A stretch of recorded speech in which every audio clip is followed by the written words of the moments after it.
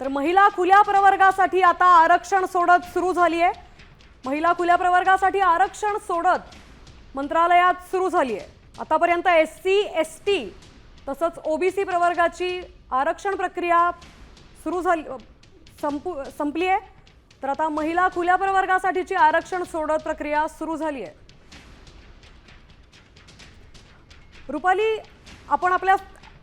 रुपाली बडवे आपल्या प्रतिनिधी आपल्यासोबत जोडला गेल्यात। महिला खुल्या प्रवर्गासाठीची आरक्षण प्रक्रिया सुरू झाली आहे, काय अपडेट्स आहेत रुपाली?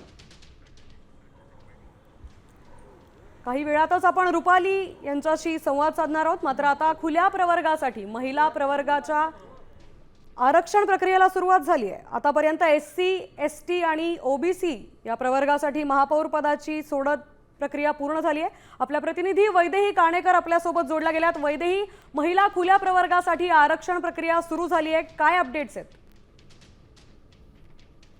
प्रवर्गासाठी आता आरक्षण सोडत निघालेली बघायला मिळत आहे। एकूणच जर आपण बघितलं तर आरक्षण प्रक्रियेमध्ये सर्वात आधी एसटी आरक्षण निघालेलं होतं आणि त्यानंतर टप्प्याटप्प्यानं हे आरक्षण जे आहे ते पुढे होताना बघायला मिळत आहे। महिलांसाठी राखीव अशा अनेक महानगरपालिका देखील आता या ठिकाणी बघायला मिळत आहे। अकोल्यामध्ये ओबीसी महिला आरक्षण निघालेलं आहे। सर्वसाधारण प्रवर्गासाठी आरक्षण सोडत सध्या सुरू असलेली बघायला मिळत आहे आणि एकूण जर बघितलं तर महिलांसाठी देखील एक विशेष अशा या ठिकाणी जे आहे त्या सोडती होताना बघायला मिळत आहे। दुसरीकडे जर आपण बघितलं तर अनेक महानगरपालिकांमध्ये खरं तर महिला नगरसेवकांचं प्राबल्य मोठ्या प्रमाणात आहे। त्याच्यामुळे महिलांसाठी नेमक्या कुठल्या पद्धतीचं हे आरक्षण या ठिकाणी निघू शकतं या सगळ्या एकूणच बाबतीत सध्या प्रत्येक राजकीय पक्षाचं लक्ष असलेलं बघायला मिळत आहे।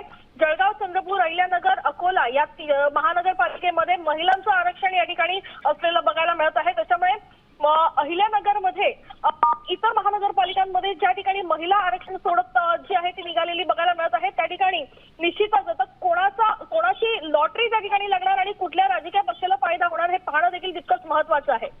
नक्कीच वैदेही, आपण आमच्यासोबत अशाच जोडलेला राहा। त्यामुळे आपण बघतोय महापौर पदासाठीची सोडत सकाळी 11 वाजल्यापासून मंत्रालयात पार पडतीये। तर आतापर्यंत एससी एससी ओबीसी या प्रवर्गासाठीची आरक्षण सोडत पार पडली आहे। तर पनवेलमध्ये ओबीसीचा महापौर असणार आहे, तसंच इचलकरंजी महापालिकेतही ओबीसीचा महापौर असणार आहे। कोल्हापूरमध्येही ओबीसीचा महापौर असणार आहे।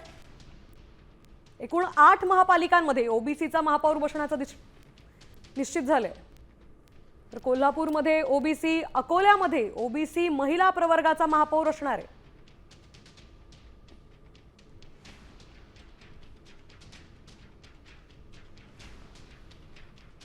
अकोल्यातही ओबीसी महिला प्रवर्गातून महापौर असणार आहे।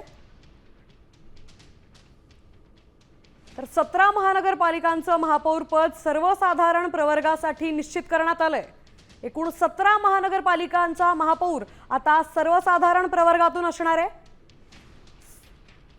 एससी एसटी ओबीसी प्रवर्गाची सोडत सकाळपासून जाहीर झाली आहे। तर आता 17 महानगरपालिकांचा महापौर हा सर्वसाधारण प्रवर्गातून असणार आहे।